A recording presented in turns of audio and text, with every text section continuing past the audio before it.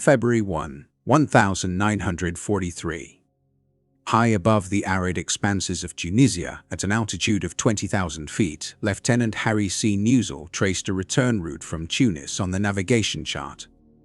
His pencil lines wavered slightly against the fogged lens of his oxygen mask, condensation forming small beads as he worked. In just over a quarter of an hour, they would move out of the range of German interceptors. 17 minutes separated them from a tentative safety. Bandits, 12 o'clock, high speed.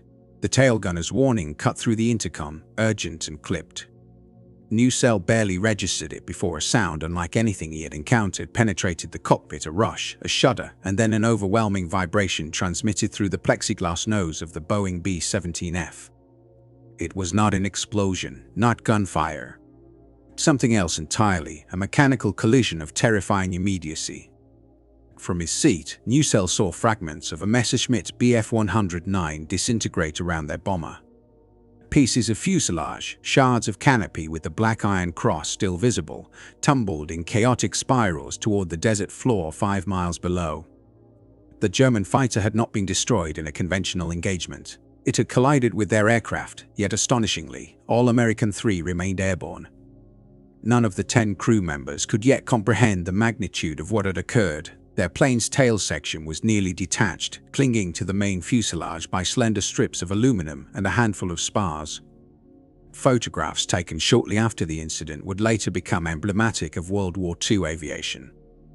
Engineers and pilots would study the images for decades, attempting to reconcile the physics of a damaged bomber that should have plummeted in pieces but had somehow remained controllable. At the controls, First Lieutenant Kendrick Bragg Jr. displayed a remarkable composure. A former Duke University halfback with an undefeated 1,938 season etched into his record, Bragg applied the same mental discipline and sheer tenacity to flying as he had to the football field. Against all conventional aerodynamic expectations, he kept the 65,000-pound aircraft aloft, turning a near-certain catastrophe into one of the most improbable survival stories in military aviation. The event forced the Luftwaffe to reassess the capabilities and resilience of the B-17 Flying Fortress in combat conditions. Earlier that morning, engines roared to life at Biskra airfield in Algeria. The radial engines of All American 3 throbbed across the desert floor, sending vibrations through sand that had infiltrated every crevice of the base. Conditions on February 1 were exceptional. No sandstorms, minimal wind, and visibility that extended unbroken to the horizon. Perfect weather for a bombing mission during the 4 a.m. briefing. The operations officer emphasized these ideal conditions as Bragg ran his hands over the control surfaces during his pre-flight check, ensuring the aircraft responded without issue. At 25 years old, Bragg carried himself with a quiet confidence forged through years of competitive success. News outlets in Savannah still celebrated his role on Duke's legendary 1,938 Iron Dukes, a team that had completed its season undefeated and unscored upon. That same refusal to yield in the face of overwhelming odds once demonstrated on the gridiron would prove critical as he navigated a near-catastrophic encounter high over the Tunisian desert, where engineering, skill, and sheer determination intersected. The Boeing B-17F, serial number 4,124,406, had been under the command of Bragg since August 24, 1942. He was intimately familiar with every aspect of the bomber, from its riveted skin to the subtle vibrations and mechanical hums that signaled its readiness. Constructed at Boeing's Seattle facility, the aircraft had already completed a transatlantic journey as part of Operation Bolero, the massive logistical effort to reinforce the Allied air presence in Europe. Its name, All American 3, had been prominently painted on the nose by the ground crew, a lineage of hope with its 2 predecessors lost in combat. Lieutenant Technical Sergeant Joe C. James, stationed at the flight engineers panel, reported that the engines were operating flawlessly. James, whose technical instincts distinguished the exceptional from the merely competent, would later man the top turrets once they entered hostile airspace.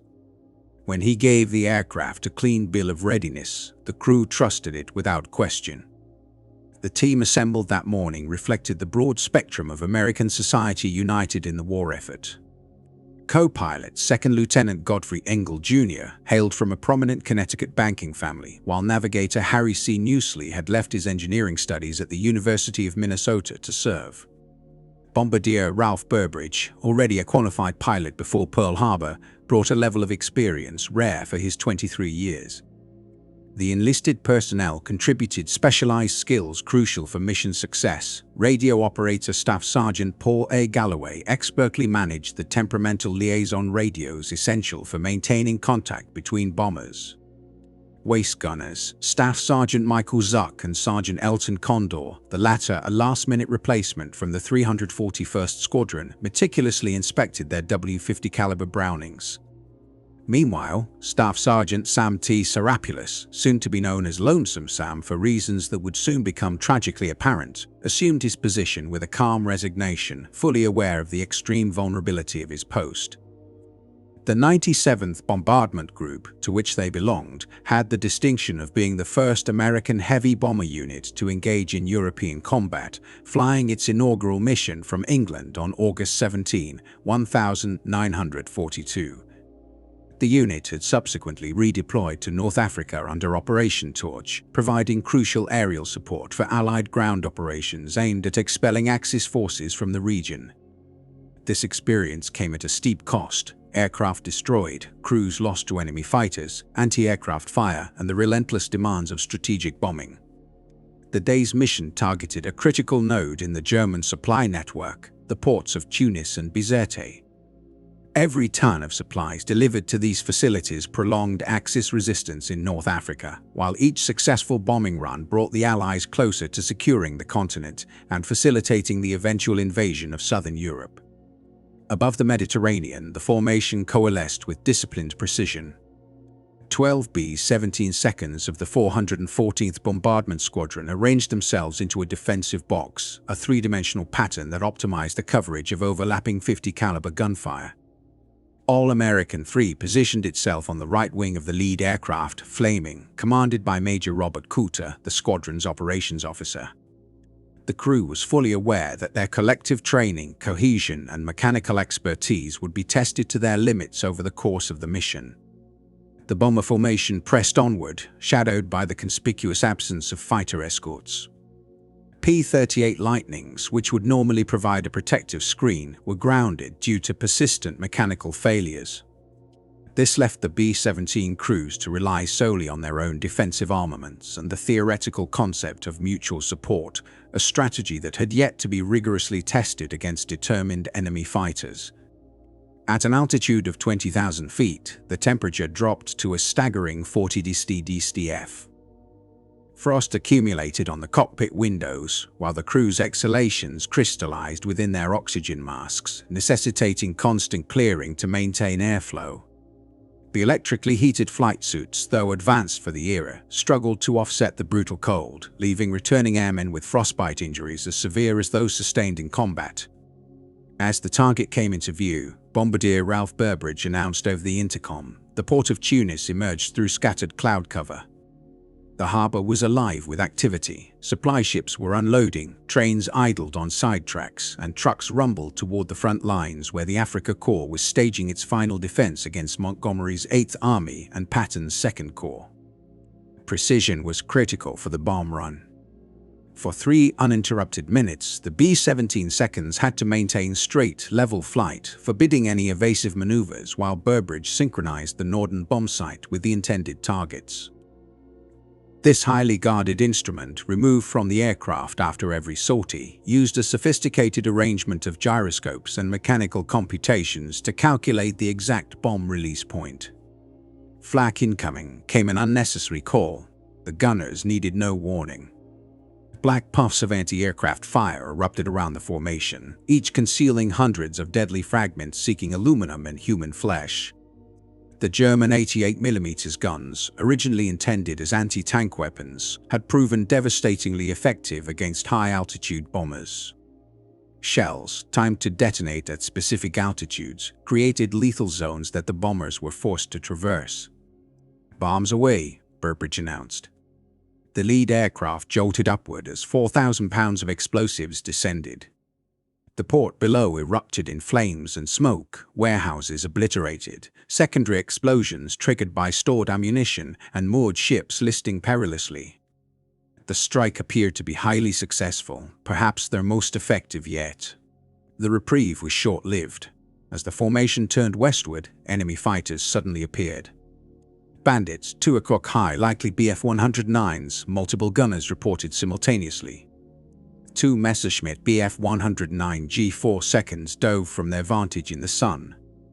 German pilots, through hard-earned experience, knew that frontal attacks exploited the B-17's weakest defensive coverage. The nose guns could not depress sufficiently to hit low-approaching aircraft, and the top turret's traverse speed was inadequate for high-speed frontal intercepts.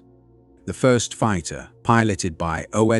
Julius Meinberg of 11.JG2, temporarily assigned to Jägerschade 53, opened fire at roughly 500 yards. His 20mm cannons and 13mm machine guns streaked along the wings, tearing into the lead bomber. The aircraft shuddered under the barrage, aluminum skin peeling off like confetti. The second fighter, flown by Feldwebel Erich Patzier of 6.JG53, targeted the trailing B-17. Though a relatively inexperienced pilot, Patzier had accumulated 16 confirmed kills, earning the Ehrenpokal der Luftwaffe, the honorary goblet for successful fighter pilots. He aimed precisely at the cockpit, engines, and wing fuel tanks. However, at a distance of approximately 300 yards, something went wrong. His planned escape maneuver, a half-roll designed to pass beneath the bomber and evade return fire, was executed too late, or perhaps not at all. Whether due to overconfidence, target fixation, or mechanical failure, the historical record suggests that the maneuver was never completed because he had already been fatally hit. Ralph Burbridge would later recall the moment with striking clarity. He had a German fighter directly in his sights, approaching straight toward their formation. Through the bomber's windscreen, the pilot's face was visible, fixed and unwavering. Suddenly, the top turret opened fire. Joe James, technical sergeant and gunner of the twin 50 caliber machine guns, had acquired the same target. The Bf-109 fighter shuddered violently, as if yanked abruptly by an unseen force, and began a slow, uneven roll to the right. A burst of bullets had struck the cockpit, with at least one round hitting the pilot, Erich Patzier. Whether he died instantly or was incapacitated, the result was the same. A 2,000-pound fighter speeding at over 350 miles per hour was now completely uncontrolled. What happened next took no more than 2 seconds, yet would be dissected and studied by aviation experts for decades. The German aircraft, now a projectile without guidance, collided with the American bomber, hitting just beyond the waist gunner positions. The left wing of the Bf-109 sliced through the fuselage diagonally from the base of the vertical stabilizer to the left horizontal stabilizer, severing the latter entirely. Navigator Harry Newell, in a letter to his brother written days after the mission, described the impact with vivid precision. The fighter struck with a sharp roar, shaking the entire bomber. Looking back through the companionway, he could hardly comprehend what his eyes revealed: sunlight where there should have been solid fuselage. From a purely physical standpoint, the force and velocity involved should have bisected the bomber completely. Yet, by a combination of chance or what the crew would later call a miraculous intervention, the fighter's wing avoided the primary structural spars on the right side by mere inches. The tail section, housing Staff Sergeant Sam Sarlis, remained barely attached, held only by the minimal structural integrity necessary to allow the crew any chance of control. The German plane, however, did not survive. Its wing remained partially embedded in the bomber's fuselage, while the engine and forward fuselage broke away, engulfed in flames. The tail portion, identifiable by its yellow nose and black crosses, spun out of control like a maple seed falling toward the desert below.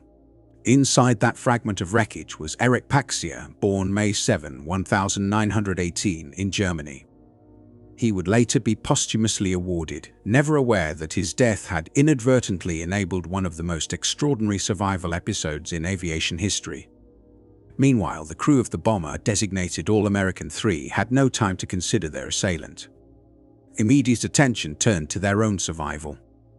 Pilot Bragg, speaking over the intercom, maintained a steady tone, concealing the immense effort required to manage controls that now felt unresponsive and fragile. The control cables connecting the rudder and elevator had been damaged or severed, threatening to plunge the aircraft into a dangerous nose-down spiral known among pilots as a graveyard spiral. Crew members checked in one by one. Miraculously, no one suffered injuries from the initial collision itself. When it came to the tail gunner, however, silence answered Bragg's call. The intercom had been severed, yet through the jagged opening in the fuselage movement was visible. Sam Saralus, trapped in the detached tail section, was alive. His section swayed with every gust of air, moving independently of the rest of the aircraft, like a kite caught in a violent storm. The sight was both terrifying and improbable. A man surviving in a tail unit almost completely torn from its plane, held aloft by nothing more than fragile remnants of structure. The scale of the damage to the aircraft was extraordinary. The left horizontal stabilizer had been entirely torn away by the impact, with the 109's wing taking the corresponding elevator with it. The vertical stabilizer, the large fin rising from the tail, displayed a substantial rupture at its base. The fuselage itself had been ripped open from the tail gunner's compartment forward to just behind the waist gunner positions, exposing the internal structure. Control cables dangled freely in the airstream, and hydraulic lines were severed, allowing fluid to escape. Lieutenant Charles Cliff Cutforth, a navigator aboard a nearby B-17, maneuvered close enough to capture a photograph that would become an iconic image of the war. In the photograph, the tail section of All-American 3 appeared misaligned, tilted in a manner that strongly suggested impending structural collapse. The slash across the fuselage was clearly visible, as was the absent stabilizer. Observers aboard other planes could hardly believe that the aircraft was still level in flight. "Jesus Christ," someone whispered over the intercom, "the whole tail is about to come off." Co-pilot Godfrey Engel Jr. and pilot Bragg scrambled to find a combination of control inputs that could stabilize the aircraft. With conventional control surfaces damaged or missing, they had to improvise. The autopilot, connected to the Norden bomb site and operated by electrical servos rather than traditional mechanical cables, was partially engaged to provide a measure of stability. Adjusting engine output, running the left side engine slightly harder than the right, helped counteract the aircraft's natural tendency to yaw. Each maneuver had to be executed with extreme precision. Any sudden or forceful input risked tearing the already fragile tail section away entirely. Major Coulter's voice crackled over the radio from a neighboring bomber, itself damaged in the enemy attack. "Can you make it home?" he asked. Bragg checked the instruments. The fuel tanks remained largely intact with sufficient reserves. All engines were operational, temperatures and pressures were within normal limits, and electrical systems functioned. In essence, the aircraft was mechanically sound except for the catastrophic loss of structural integrity, a minor inconvenience, all things considered. "We'll give it a try," Bragg replied. Meanwhile, in the near-detached tail section, Staff Sergeant Sam T. Saras faced a life-threatening choice. He could remain in his position and hope the tail held together until landing, or attempt to crawl forward through the compromised fuselage to the relative safety of the main cabin. The tail was moving independently, sometimes shifting several feet out of alignment with the fuselage. Each motion placed tremendous stress on the few remaining attachment points. One abrupt move or burst of turbulence could send him plummeting through the weakened structure. With steady determination, Saras chose to move. Donning his chest parachute, collecting his gear, and even taking a borrowed jacket from Lieutenant Bragg, he began what would become one of the most perilous 30-foot journeys of the war. Inside the fuselage, conditions were extreme. Sunlight streamed through jagged openings in the aluminum skin, while the wind roared through the breaches, scattering loose equipment, spent shells, and debris from the German fighter. The floor, not designed to bear weight without the surrounding structure, flexed alarmingly under his hands and knees. Any misstep could have resulted in a fatal fall through thousands of feet of open air. Waist gunner Michael Zook observed Saras moving forward with a mix of admiration and disbelief. "He moved through that wreckage like it was a stroll in the park," Zook would later recall. Calm and deliberate, Saras brought his gear with him, finally reaching the forward section. The journey took nearly 10 minutes, but all 10 crew members were now in the forward compartment, prepared to bail out if necessary. The bomber formation faced a strategic dilemma. Standard procedure dictated that heavily damaged aircraft that could not maintain speed should be abandoned, as they posed a danger to the formation.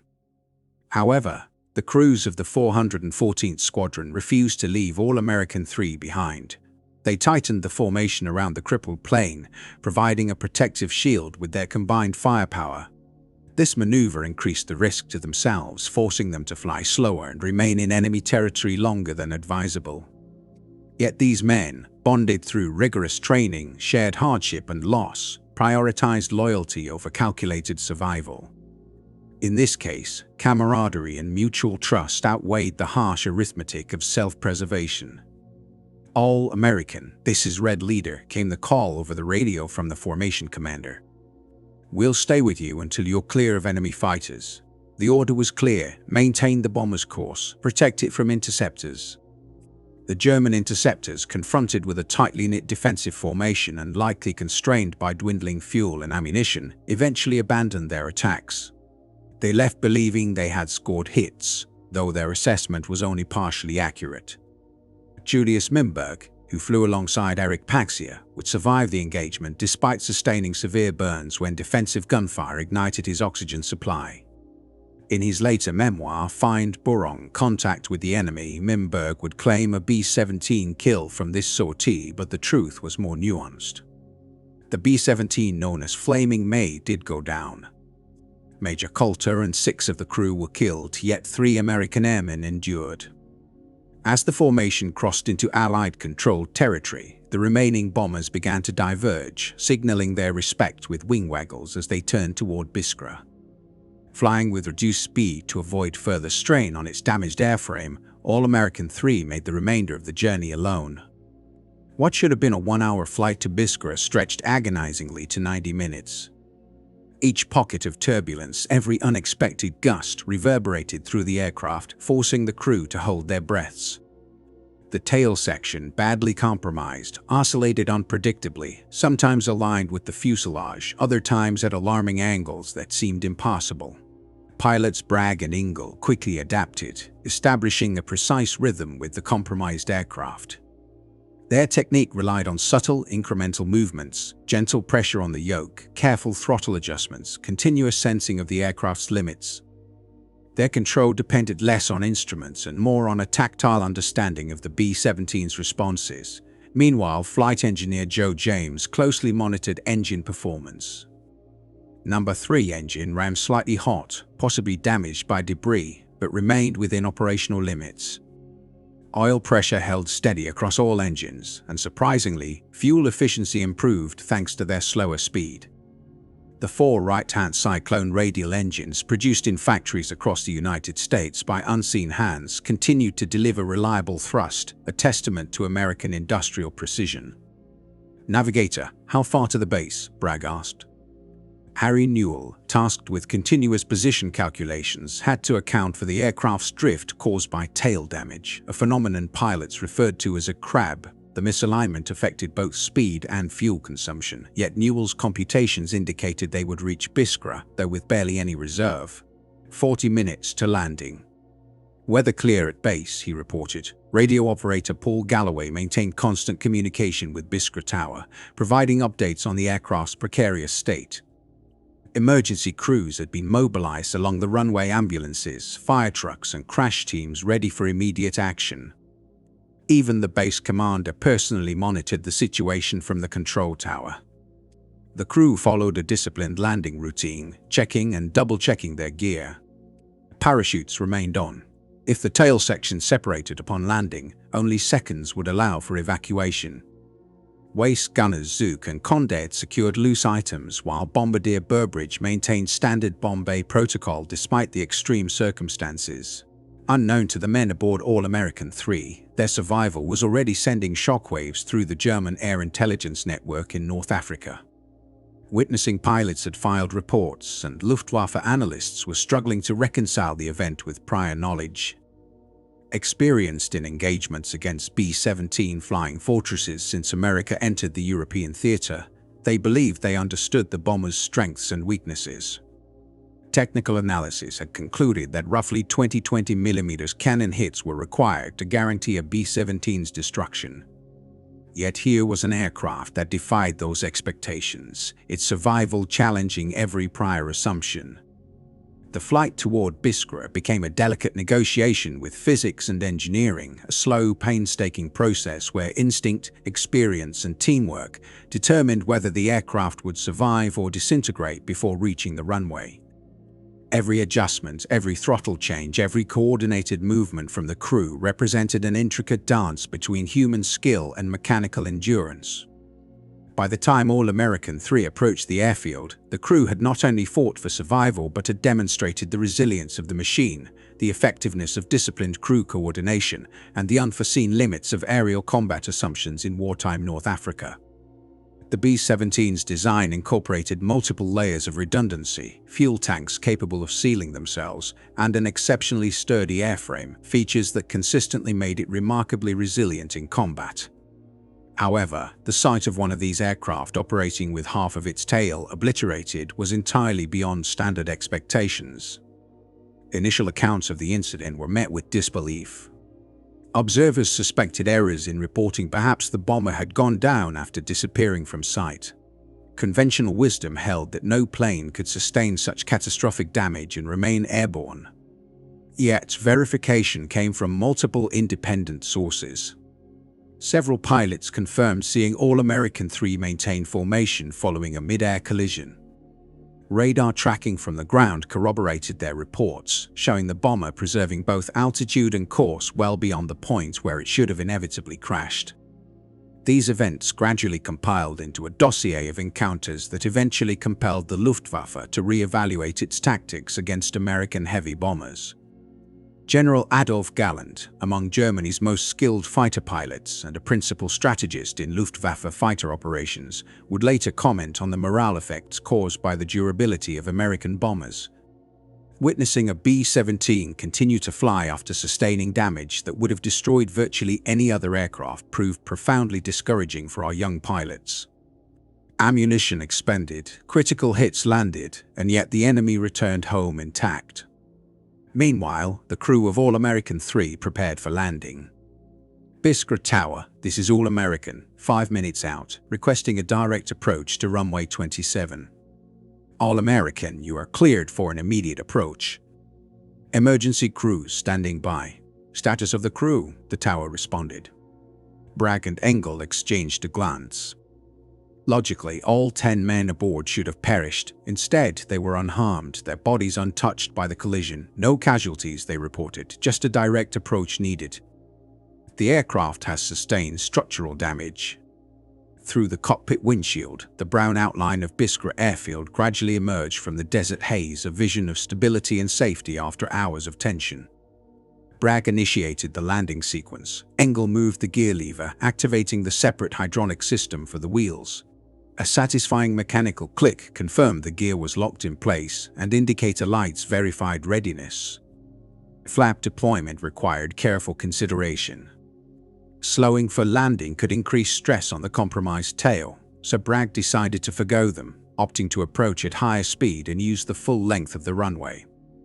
The approach demanded every ounce of Bragg's experience. The aircraft resisted steady flight, pulling unpredictably in yaw, roll, and pitch, forcing constant counter-corrections. It was a continuous struggle against forces that should have overpowered the bomber long before. At 1 mile, then half a mile out, the runway expanded before them, lined with stunned ground personnel witnessing what seemed impossible. Some later reported seeing daylight through the damaged fuselage from several hundred yards away. Touchdown came at 110 mph, faster than typical, but Bragg managed a controlled landing. For an instant, it appeared textbook, but the absence of a functioning tailwheel soon proved critical. The tail collapsed onto the runway, turning the 65,000-pound bomber into a sliding mass of metal, sparks, and torn aluminum. The sound was piercing metal grinding against tarmac in a shriek that carried for miles. Bragg and Engel applied full braking force, struggling to maintain direction. Compromised rudder control and the missing tail wheel made any lateral movement potentially catastrophic. Gradually, over 300 yards, the aircraft decelerated, coming to a halt at an awkward angle, tail resting on the runway, nose tilted slightly upward. Silence enveloped the field. For a brief moment, the impossible journey had concluded without loss of life, yet the aircraft itself bore the full weight of its ordeal. When the order was given, all 10 crew members hurriedly exited their aircraft, converging on the runway. They paused, staring back at the battered bomber with a mix of disbelief and astonishment. The tail had twisted into a grotesque angle, appearing to cling to the fuselage only by what looked like flimsy strips of aluminum, scarcely thicker than cardstock. That it had remained airborne for a grueling 90 minutes seemed inconceivable. "No medical help needed, Doc," Bragg called to the flight surgeon, who had rushed to the scene with his team. "We're all intact." Not a scratch. The doctor's gaze shifted repeatedly between the crew and the plane, as if trying to reconcile reality with some impossible vision. The incident that followed would enter Air Force lore, recounted in briefing rooms across the theater.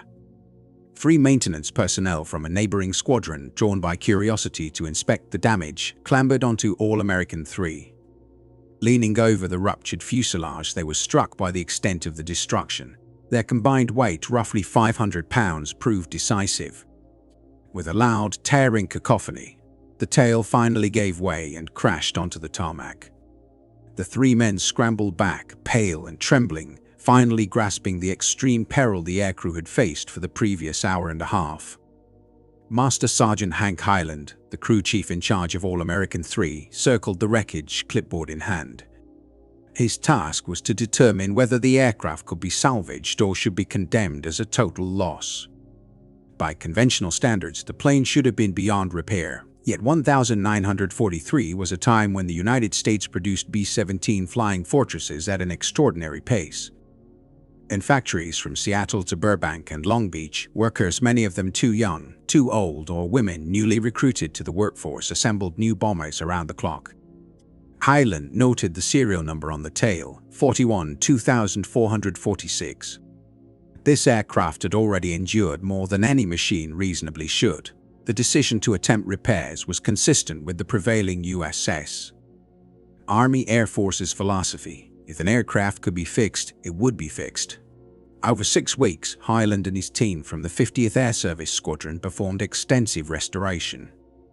They sourced a tail from another B-17 wrecked in a separate accident and, employing techniques more typical of shipyards than aviation maintenance shops, grafted it onto All-American 3. The operation required painstaking attention to detail. Every rivet had to be flawless, all control cables correctly tensioned, and each electrical connection verified multiple times. The crew labored under punishing desert heat exceeding 120 draft and through freezing nights, driven by the knowledge that every bomber restored represented one more strike against the enemy and a step toward ending the conflict. The repaired aircraft would never match the factory's standards. She became slower, less responsive, and prone to new vibrations. Nevertheless, on May 10, 1943, All-American 3 resumed flight, carrying a new crew on a mission over Sicily. Ground personnel watched with a mixture of pride and apprehension, aware that the plane's survival had defied all expectations. Over subsequent months, the aircraft continued to serve, primarily on transport and training assignments, or missions where air opposition was minimal, a well-earned reprieve from combat. Finally, on March 6, 1945, at Rusira Airfield in Italy, All-American 3 was officially retired and dismantled, her operational life concluded.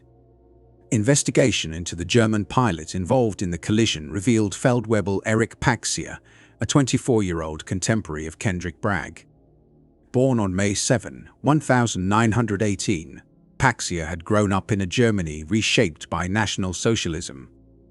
Early exposure to glider clubs, clandestinely preparing pilots for the Luftwaffe in violation of the Treaty of Versailles, laid the groundwork for his aviation career.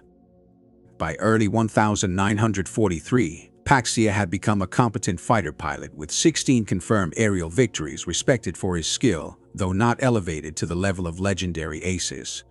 His career illustrates the intersection of individual lives with the broader, violent currents of history. On that day, Erich Paxier was flying with the 6th Staffel of Jagdgeschwader 53, one of the Luftwaffe's most accomplished fighter units, credited with destroying more than 4,000 Allied aircraft during the course of the war. His aircraft, a Messerschmitt Bf-109G4, embodied the latest refinements of Willy Messerschmitt's pioneering fighter design. The plane was powered by a Daimler-Benz DB605 engine, producing 1,475 horsepower, and was armed with a 20mm cannon firing through the propeller hub, complemented by two 13mm machine guns mounted in the nose, an arsenal that made it a deadly adversary in skilled hands. For a pilot of Paxier's caliber, it should have been more than capable of overwhelming a slow-moving bomber such as the B-17. Yet the dynamics of aerial combat are brutal and unforgiving. A single lapse in concentration, a solitary round striking a vulnerable point, can nullify years of experience. On this occasion, a burst from Technical Sergeant Joe James's twin 50-caliber machine guns found its target with fatal precision.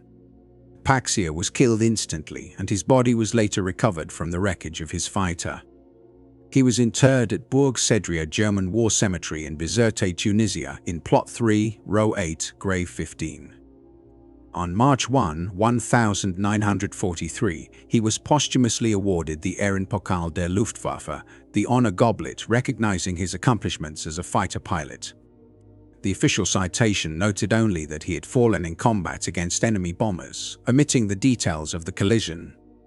His family received the customary letter from his commanding officer, expressing sorrow and commending his service, never learning that his death had inadvertently led to one of the most extraordinary survival stories in aviation history. The B-17 bomber, known as All-American 3, became the subject of intense study by Boeing engineers and Army Air Force's technical analysts.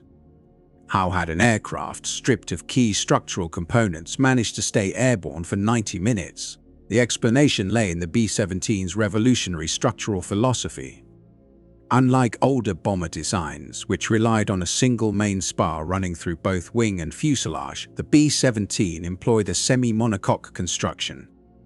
Structural strength did not depend on one component alone. Instead, the load was distributed across the entire framework. The aluminum skin, reinforced by ribs and stringers, carried significant stress so that even when primary structural members failed, secondary and tertiary parts could, under the right circumstances, maintain sufficient integrity to keep the aircraft intact. The survival of All-American 3 depended on which parts remained intact. The junction where the wing joined the fuselage, the aircraft's strongest point, was undamaged. The main spars, which bore the weight of 4 engines and their fuel, remained functional. The bomb bay, engineered to carry up to 8,000 pounds of ordnance, provided a rigid structural box that preserved cohesion between the forward and rear sections despite heavy damage to connecting elements. Boeing engineer William Allen, reviewing the incident, emphasized that the B-17 had been deliberately designed to endure combat damage. "We anticipated that these planes would take hits," he wrote in a technical report. "Redundancy was incorporated wherever feasible. Multiple control cables, backup hydraulic systems, structural members capable of supporting loads if neighboring components failed. Every extra pound of reinforcement was intentional." The survival of this aircraft confirms the value of every precaution. Electrical systems also played a pivotal role. Although many mechanical control cables were severed or damaged, electrical lines feeding the autopilot servos retained partial functionality. This allowed the crew to retain some control authority through the Norden bombsite's autopilot, an application for which it had not originally been designed, but one that proved vital under extreme conditions. The incident had far-reaching effects on both Allied and Axis forces. For American bomber crews, All-American 3 became a symbol of resilience and hope, frequently cited in mission briefings from England to Italy. If a heavily damaged B-17 could make it home, crews gained confidence that their own aircraft could withstand significant punishment. The 414th Bombardment Squadron even adopted a new emblem inspired by the episode, a puppy kneeling atop the tail section, referencing the phrase "coming in on a wing and a prayer," while the famous song of the same. For the Luftwaffe, the event confirmed mounting worries about American industrial capacity. Field Marshal Erhard Milch, responsible for German aircraft production, had already highlighted the strategic threat posed by U.S. bomber manufacturing. "Americans are producing bombers as fast or faster than we build automobiles," he told a conference of fighter commanders. "And these machines are far from fragile, they are flying tanks." Tactically, the implications were profound. Luftwaffe doctrine assumed that targeted hits on critical points, the wing routes, cockpits, and bomb bays would reliably down enemy bombers. Yet episodes like All-American 3 demonstrated that even precision attacks might fail to destroy a B-17. Major Gunther Roll, who would go on to become the third highest scoring ace in history with 275 confirmed victories, later reflected on the frustration of engaging B-17 formations, acknowledging the resilience of these flying fortresses and the challenges they presented to fighter pilots. During missions over enemy territory, crews of American bombers frequently encountered the bewildering resilience of their aircraft. Pilots and gunners would deliver salvo after salvo against attacking fighters, observing pieces of the plane being shredded or torn away, yet the bomber somehow remained airborne. Repeated assaults often left crews questioning whether some extraordinary force was keeping their aircraft aloft. The German Luftwaffe, confronted with the formidable durability of Allied bombers, adapted their tactics. Attacks from the front, where defensive guns offered minimal coverage, became increasingly common. Fighters were deployed in groups, concentrating fire on individual bombers, and new, more destructive weapons were designed explicitly to penetrate the robust bomber structures. Among these, the 30mm NK-108 cannon, firing explosive rounds capable of carving meter-wide holes through the airframe, was developed in direct response to the legendary toughness of aircraft like the B-17. The crew of All-American 3 endured one of the most remarkable and meticulously documented episodes of World War II aviation. Only 10 of them survived the mission, carrying the physical and psychological impact for the remainder of their lives. Lieutenant Kendrick Bragg Jr., after completing his combat tour, returned to the United States to serve as a flight instructor, training new bomber crews in techniques that could mean the difference between life and death. Even decades later, he spoke little of the events of February 1, 1943, remarking only when pressed, "We were fortunate, solid plane, good team, sheer luck." Bragg passed away on October 13, 1999 at 81, leaving behind the unspoken weight of having flown a plane that should not have survived. Navigator Harry C. Newsell captured the immediate aftermath in a letter home, written just days following the mission. Preserved alongside the signatures of all 10 crew members, his letter provides one of the most authentic contemporary records of the event. He recounted his astonishment at seeing daylight through the aircraft's compromised structure, fearing the inevitable end, yet witnessing Bragg and co-pilot Godfrey Engel Jr. somehow keep the bomber under control. Nessel, another crew member, would die on June 27, 1991, at the age of 74. Ralph Burbridge, the bombardier, dedicated much of his later life to documenting the true story, carefully dispelling exaggerations that had accumulated over time. Contrary to popular myths, the crew had not used parachute cords to bind the plane together, nor did they complete their bomb run after the collision. The damage occurred on the return journey to Algeria, not England. Burbridge insisted that the real events were extraordinary enough without embellishment. He passed away on February 3, 2013, aged 92, as one of the last living witnesses to that day over Tunisia. Co-pilot Godfrey Engel Jr. returned to civilian life in Connecticut, seldom discussing his wartime experiences. Those who knew him noted that during thunderstorms he would sometimes instinctively move his hands as though controlling an aircraft. He lived until May 3, 2007, passing at age 92 surrounded by family. Technical Sergeant Jock, whose gunnery had inadvertently led to the collision by shooting down an attacking fighter, wrestled with the moral complexity of his role. Though his actions saved the crew from immediate destruction, they indirectly caused the near-catastrophic incident. "I did my duty," he would say, a succinct acknowledgement of the paradox he faced. Gunners Michael Zuck and Elton Condor regarded Staff Sergeant Sam T. Sarpulis's actions as the pinnacle of courage witnessed during the war. "We saw many brave men perform extraordinary feats," Zuck recalled in 1985. But watching Sam crawl through that wreckage, calm and deliberate, was unlike anything else. Sarpolus, nicknamed Lonesome Sam, had clung to the detached tail section and navigated the damaged fuselage with unwavering resolve. When asked about his perilous efforts, he explained simply, "What other choice did I have? Sit and fall. Better to act than wait to die." Meanwhile, radio operator Paul Galloway confronted immense difficulty maintaining communications with base command, stabilizing his voice as he transmitted the crew's position despite the plane's violent movements. His determination ensured that, if the aircraft were to fail, search and rescue teams would know exactly where to locate them. One of the most iconic records of the mission is the photograph taken by Lieutenant Charles Cliff Cutforth from Flying Flit Gun. The image, catalogued as U.S. Air Force Photo 05-0524 Phone 1234 P-15, depicts All-American 3 in profile over the North African desert. The damage is immediately evident. The left horizontal stabilizer is missing entirely, the vertical stabilizer is slashed diagonally, and the fuselage is opened from the tail gunner's station forward. Yet despite this extensive destruction, all 4 engines remain operational and the bomber holds level flight. Over the decades, the photograph has been misattributed, sometimes claimed to depict the plane over the English Channel or accompanied by fighter escorts. Certain reproductions even exaggerated the damage digitally, yet the original photograph, unaltered, needs no enhancement.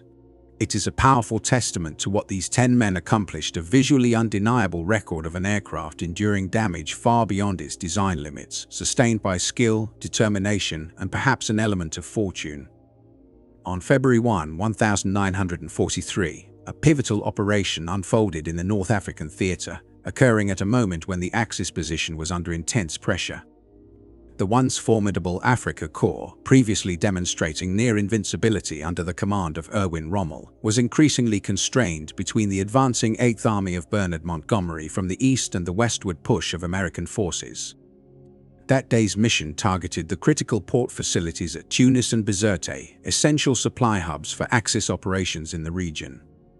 Every successful airstrike accelerated the collapse of German resistance in North Africa.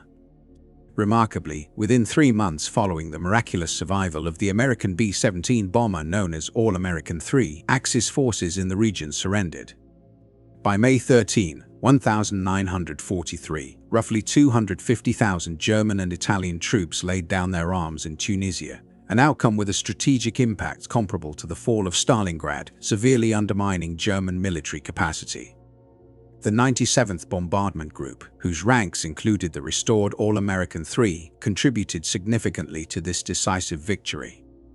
The B-17 Flying Fortress would go on to achieve legendary status among American bombers of World War II. Although the B-24 Liberator surpassed it in production numbers and payload capacity, it was the B-17 that captured the public imagination.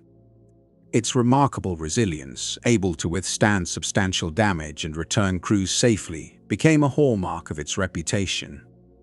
By the end of the war, B-17 seconds had delivered an estimated 640,360 tons of ordnance on European targets, exceeding the output of any other U.S. bomber.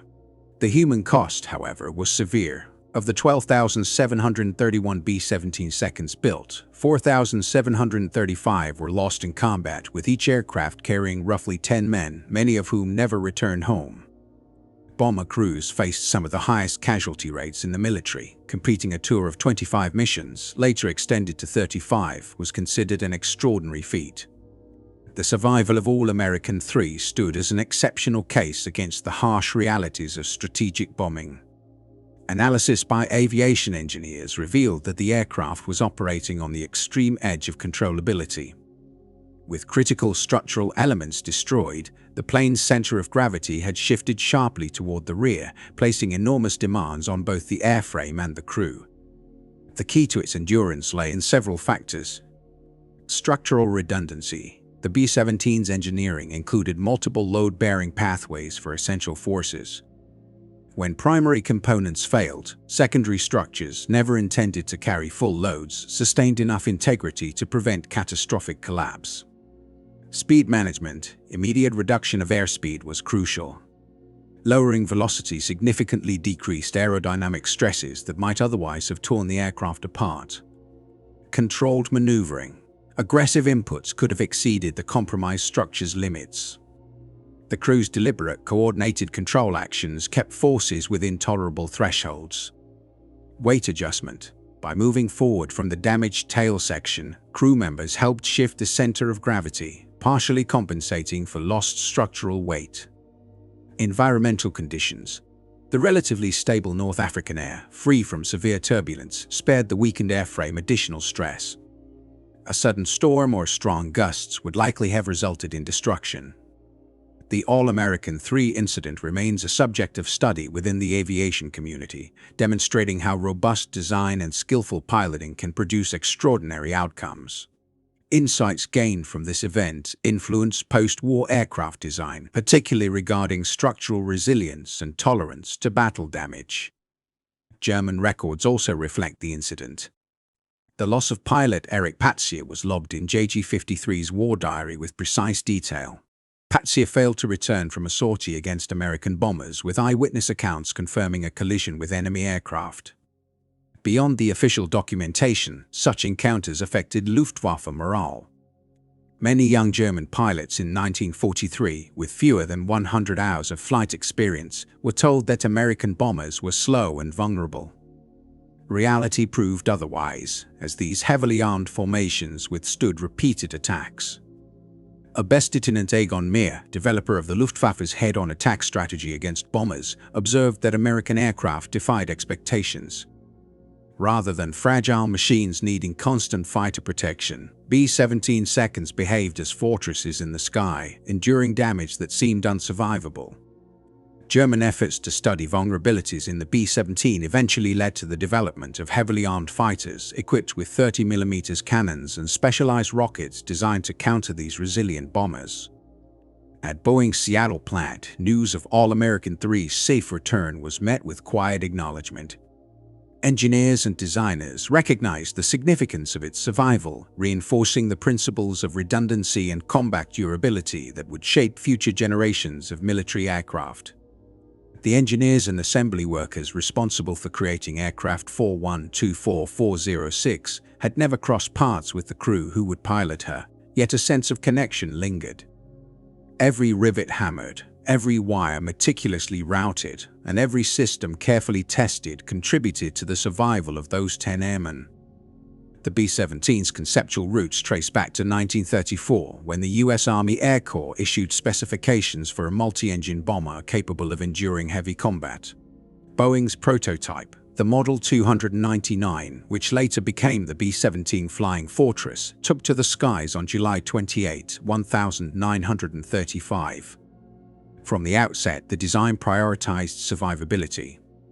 Multiple engines allowed flight even with one or two disabled, controls were duplicated to ensure reliability, fuel tanks were self-sealing, and critical systems and crew positions were protected by armor. The incident involving All-American 3 would prove that these precautions were not merely theoretical, they exceeded even Boeing's expectations.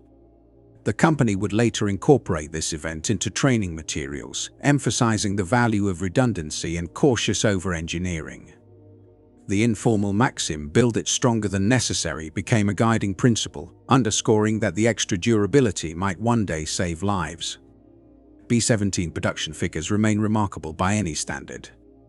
At the height of wartime output, Boeing, Douglas, and Lockheed Vega were completing 16 aircraft daily. The workforce included thousands of women, many of whom had never worked in industrial manufacturing before the war, yet they upheld quality standards that even modern computer-controlled machinery would find challenging. Over time, the story of All-American 3 accumulated embellishments. Tales of the crew holding the aircraft together with parachute cords, completing bombing runs after mid-air collisions, or even being rescued mid-flight became part of the legend. While dramatic, these exaggerations obscure the genuine accomplishment. The documented reality, confirmed by contemporary records, photographs, and crew testimony, is remarkable on its own. 10 men successfully piloted a heavily damaged bomber for 150 miles over 90 minutes, returning safely without any casualties. The aircraft, crippled yet somehow airborne, defied its expected fate. Ralph Burbridge, the mission's bombardier who later dedicated years to correcting historical accounts, emphasized in his final interview that the truth alone is extraordinary. They accomplished the impossible without embellishment. The 414th Bombardment Squadron, to which this crew belonged, ultimately flew 178 combat sorties during World War II, losing 85 aircraft and hundreds of personnel. Yet, none of these missions matched the sheer improbability of All-American 3. The event became a defining story within the squadron, inspiring a squadron emblem featuring a young puppy perched atop a tail section. This choice reflected the youth of the airmen, most in their early 20s, as well as their vulnerability against enemy fighters and flak. The puppy's praying posture symbolized hope and, for many, a sense of divine protection that they credited for their survival. Decades later, squadron reunions often featured retellings of the February 1, 1943 mission, with veterans listening in awe, even those who had survived their own perilous flights. The German Luftwaffe's encounter with All-American 3 highlighted the need for tactical and technical adaptation. Early in the war, German fighters were optimized for dogfighting, armed with light, rifle-caliber machine guns suitable for engaging other fighters. The emergence of heavy, well-protected bombers forced a reassessment. By mid-1943, in response to incidents like All-American 3, German aircraft such as the Bf-109 J-6 were equipped with 30mm cannons capable of creating devastating structural damage, and Fju-192s were modified to carry. Major Walter Nowotny, one of the Luftwaffe's most successful bomber hunters with 258 confirmed kills, reflected on this period. American bombers grew tougher with each engagement, prompting continuous tactical and technological escalation. The psychological toll on German pilots was substantial. As the war dragged on, inexperienced aviators were ordered to attack formations of heavily armed bombers facing intense concentrated fire. German fighter survival rates dropped significantly throughout 1943. The continued existence of All-American 3 owed not only to Boeing's engineering but to a vast industrial network. Engines were produced in New Jersey and Ohio, 50 caliber machine guns in Connecticut and Michigan, aluminum skins in Tennessee and Washington, and instruments across dozens of specialized facilities nationwide. This distributed production system ensured that neither individual bombing missions nor acts of sabotage could meaningfully disrupt output. Furthermore, combat lessons were rapidly incorporated into subsequent production batches, ensuring continuous improvement across the fleet. The scale of American wartime aviation production remains staggering. In 1939, the U.S. Army Air Corps possessed just 1,700 aircraft. By 1945, nearly 300,000 military planes had been manufactured nationwide. The B-17 program alone employed more than 40,000 workers at Boeing's Seattle plant, operating around the clock in 3 shifts. Ultimately, the story of All-American 3 is a testament to human courage under extreme conditions. The 10 men were not professional soldiers but civilians who had answered the call of duty. Bragg had been a college athlete, Ness an engineering student. Burbridge enlisted before Pearl Harbor simply to pursue flight. Their calm, methodical response in the face of catastrophic damage reflected the rigorous training of the Army Air Forces, which by 1943 had established the largest aerial training program in history. Producing these men, the aircraft and the industrial might that supported them converged to achieve an outcome that remains one of the most extraordinary feats of World War II aviation. The training regimen for bomber crews extended far beyond the technical operation of the aircraft. Emphasis was placed on coordinated teamwork and mastery of emergency protocols. Crews spent extensive hours flying together during advanced exercises, gradually learning to anticipate each other's reactions, identify individual strengths and weaknesses, and develop the cohesive unity that would prove crucial in life-threatening combat scenarios. The crew of the B-17 All-American 3 had operated as a unit for several months before the defining mission, forging a deep mutual trust that allowed them to act decisively even when the bomber sustained catastrophic damage. Although the survival of a single bomber might seem inconsequential within the vast scale of a war involving thousands of sorties, the broader implications were far from trivial. The incident occurred at a moment when American daylight bombing strategies faced intense scrutiny and real-world testing. At the time, the prevailing doctrine held that heavily armed bombers could reach targets without fighter protection. However, such missions were proving extremely costly. Experiences like those of All-American 3 offered evidence that, even under severe structural damage, the B-17 could endure enough to return safely. This capability had multiple strategic consequences. Experienced crews could complete their tours, safeguarding hard-won operational knowledge. Aircraft could often be repaired rather than permanently lost, and enemy forces had to reconsider their calculations. If American bombers were resilient and industrial production could outpace losses, the attrition math favored the Allies. Consequently, Germany increasingly prioritized defensive aircraft production over offensive bombers, a shift that ultimately failed to change the course of the war. Despite extensive records and analysis, some aspects of All-American 3's endurance remain puzzling to engineers. How could the remaining structural elements, originally intended to bear only a fraction of the normal load, sustain flight for 90 minutes? Why did aerodynamic flutter, a destructive vibration known to rip damaged aircraft apart, fail to develop during the return journey?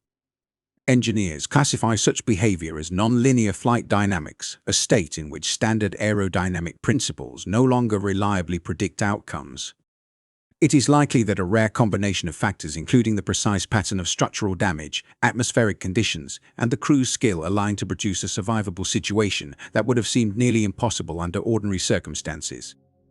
In 1985, surviving members of the crew reunited in Austin, Texas. Though decades had passed, leaving silver in their hair and slowing their movements, the sight of a B-17 on display transported them back in time. As they walked through the aircraft, each man recalled his position and responsibilities during that fateful mission 42 years prior. Bragg, at 67, sat in the pilot's seat once more, hands instinctively gripping the controls. "She did her job," he remarked softly. "She brought us home when all reason suggested she shouldn't have." Burbridge, positioned at the bombardier station, pointed toward the plexiglass nose where he had first spotted an enemy fighter. Memories of the attack remained vivid, even decades later. The veterans shared their experiences with enthusiasts, signing autographs and answering questions, but between these interactions lay moments of quiet reflection when each was transported back to the tension-filled skies over Tunisia. Historians place the episode of All-American 3 within the broader context of aerial warfare across Europe and North Africa. The mission highlights the B-17's durability, the bravery and competence of its young crews, and the fact that survival in combat often depended on an interplay of engineering, skill, and luck. The event also influenced post-war aviation design. Redundancy became a cornerstone of military aircraft. Engineering systems were duplicated, flight controls made fail-safe, and structures designed to endure localized battle damage. Modern combat aircraft continue to incorporate lessons from B-17 experience, including reinforced hydraulics, backup control systems, and survivable airframe construction. The statistics of All-American 3's mission underline the remarkable nature of its survival. 90 minutes elapsed from the initial collision to landing. The plane covered 150 miles while sustaining near total structural compromise. It was struck at 20,000 feet. All 10 crew members survived uninjured. The tail section, virtually severed, was reattached within 6 weeks, returning the aircraft. Additionally, Eric Patsia, one of the crew, had recorded 16 prior combat victories, and the plane's serial number 4124406 remained officially logged. These details, when pieced together, illustrate a documented survival story that defied expectations yet was meticulously verified. Today, only a few B-17 seconds remain airworthy, preserved by dedicated organizations committed to maintaining the legacy of the Flying Fortress. When these aircraft appear at air shows, veterans and aviation enthusiasts gather to witness the unmistakable sound of the engines and to pay tribute to the resilience and courage of the men who once flew them. All-American 3 stands as a testament not only to technological ingenuity but to the extraordinary human spirit that carried it safely through unimaginable odds. The tale of All-American 3 is recounted at various commemorative events, often by those who had a personal connection to the mission or by researchers who have studied it extensively. Younger audiences frequently approach the story with doubt, suspecting exaggeration. Yet their skepticism usually vanishes when they examine the surviving evidence, photographs of the aircraft, first-hand accounts from crew members, and technical assessments of the damage. Astonishment replaces disbelief. The aircraft itself no longer exists, dismantled in 1945 after fulfilling every mission it was capable of. Nevertheless, its legacy lives on, preserved in museums, chronicled in books, and remembered by the dwindling number of World War II veterans who witnessed it firsthand. Over time, All-American 3 has transcended its identity as a mere bomber. It has evolved into a representation of the ingenuity of American manufacturing, the bravery of its airmen, and the often unfathomable nature of survival amid the chaos of war. In his final interview before passing in 2013, Bombardier Ralph Burbridge was asked about the message he hoped to convey regarding All-American 3. After a pause, he simply said, "We were just doing our job." This remark encapsulates the essence of the story. These men were not seeking heroism. They were young servicemen, far from home, performing a task that needed to be completed. The plane itself was a product of people who were dedicated to their work, constructing the most capable bomber they could. When the aircraft was struck, every member of the crew responded to their duties. Kenny kept the plane flying, the gunners scanned the skies for enemy fighters, Burbridge navigated, and Sam managed to escape from the tail section. The true miracle was not their survival alone. It lay in the collective effort of thousands, from the factory workers who built the aircraft to the maintenance teams who repaired it, whose competence and diligence gave the crew a fighting chance. This synergy of preparation and skill, brought together at a critical moment, exemplifies the American ethos, everyone contributing their part, and sometimes when it is most necessary, it all aligns to produce extraordinary outcomes. Against all odds, the crew returned in an aircraft that should not have been airworthy, landed a plane that appeared incapable of landing, and emerged from what seemed certain to be their final mission. If that is not extraordinary, it is difficult to imagine what is. The story of All-American 3 surpasses the confines of a conventional combat narrative. It demonstrates a rare intersection of engineering mastery and human perseverance, producing a result that challenges conventional understanding of what an aircraft can endure. On February 1943, the 10 men aboard were propelled not solely by the 4 functioning Cyclone engines or the aluminum frame of the B-17, but by the cumulative expertise of American industry, rigor. Their successful return confirmed that the B-17 Flying Fortress had earned its reputation through performance rather than propaganda. For the German forces observing the incident, All-American 3 illustrated the broader challenge they faced. This was not merely a confrontation with aircraft, but with the full weight of American industrial capability, disciplined training systems, and relentless determination. For Luftwaffe units already grappling with attrition calculations, the episode underscored that operational statistics alone would not secure their advantage. The now famous photograph of a B-17 flying with its tail nearly detached has become an enduring symbol of World War II. Yet its significance extends beyond the survival of a single plane. It embodies the defining characteristics of the American air campaign: battered but still airborne, damaged but continuing the fight, confronting near impossible odds yet returning home. Kendrick Bragg and his crew were not attempting to create a historic moment on that February day. They were executing their mission, adhering to training, and responding to events as they unfolded.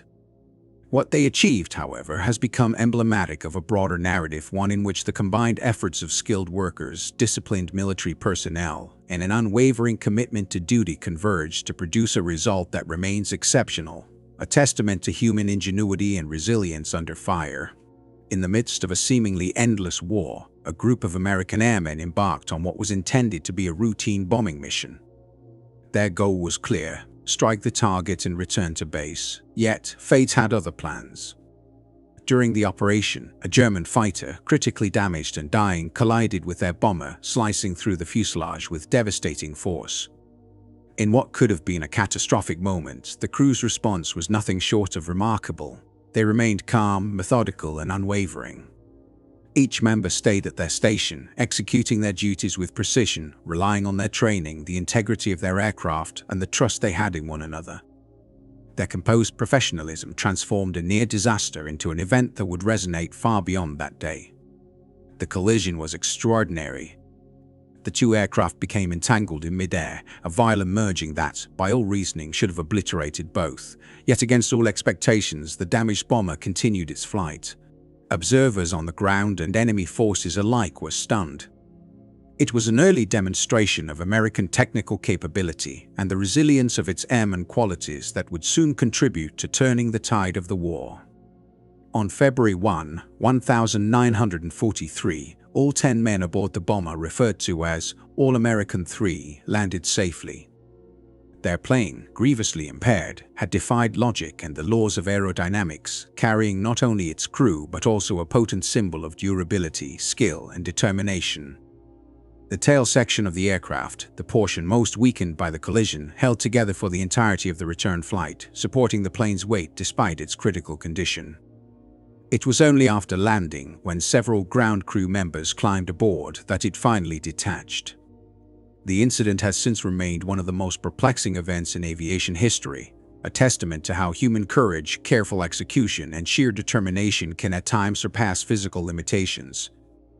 In the decades since, engineers, historians, and veterans have examined the event extensively.